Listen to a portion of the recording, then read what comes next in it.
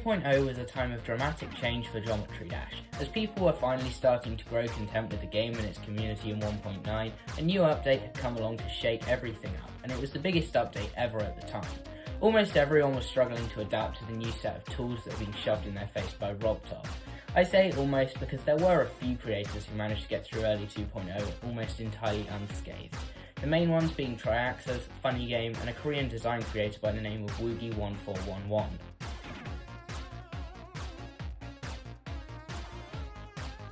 Woogie needs no introduction. He's a household name now, and he was back in 2.0. Since 1.9, Woogie has been consistently releasing some of the best levels in Geometry Dash history. Colourful Overnight might be my favourite 1.9 level. Transonic? Congratulations, Zenthik. 3 random dudes just outdid your high profile team, which includes Viperin and Jazor. Windy Landscape? One of the best insane demons. Asymmetry? I never thought that move triggers and blind transition spam could work, but it does. Retention? It's only my 6th favourite extreme demon in the game. I could go on. There's plenty of other Woogie levels that have a place in the Spank Bank, but for the sake of not straying even further from the actual topic of the video, I'll keep going. One of the things that made Woogie's style so good is that it could be translated so well from 1.9 into 2.0. All he really did was change the type of bricks he was using, started using fluids as ground decoration, and added more move triggers to make the level pop more. And that's all they really needed.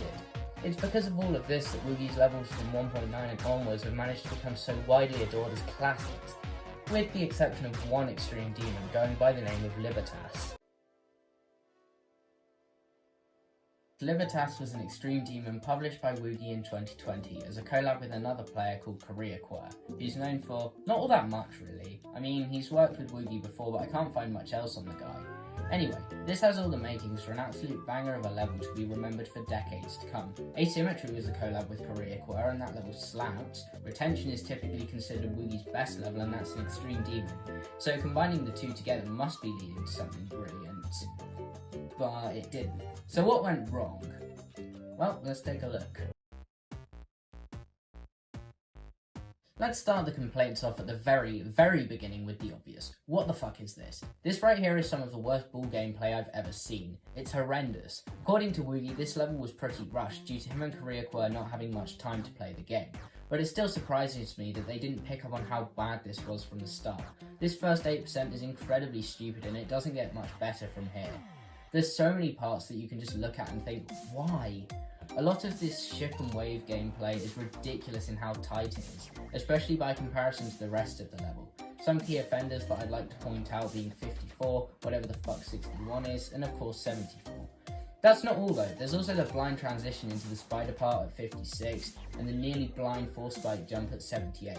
I think it's fairly obvious to anyone with more than 11 brain cells, so not me, that the balancing is incredibly annoying as it is mostly carried by the first 8% and a myriad of choke points in the second half, which happens to be the most annoying places to die at in a level.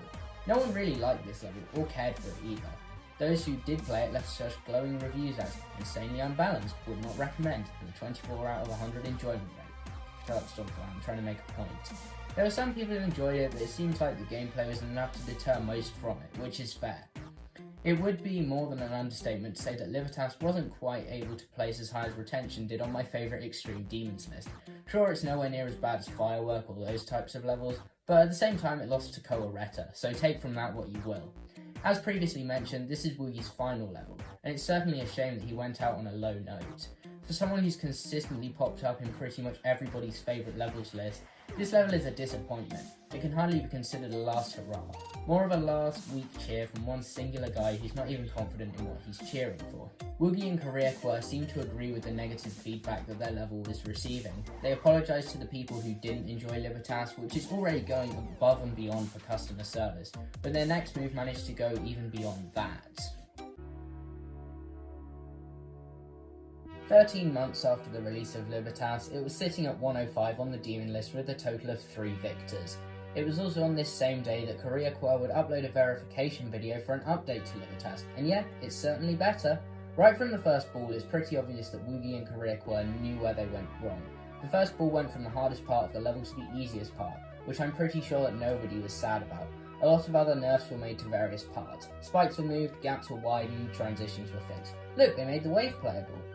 This section at 61 is now reasonable to do consistently. KoreaQwer removed a lot of the stupid spike placements in this wave, which is good to see, and this 4-spike jump is now 2 spikes. Almost everyone agreed that this update was miles better than the first version that Woogie crapped out, and it should be fairly obvious why. This previous version felt unfair and awkward. The new version was not only playable but actually fun as well.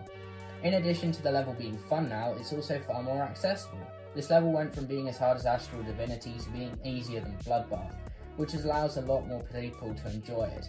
Compared to my previous opinions of it being worse than the level with Mirror Portals and the first click harder than Clubstep, this is now somewhere at the low end of my top 30 favourite Extreme Demons, and it seems that other people agree as well, with this having similar feedback to that of retention from the people who've beaten it, which is an extraordinarily high bar to reach.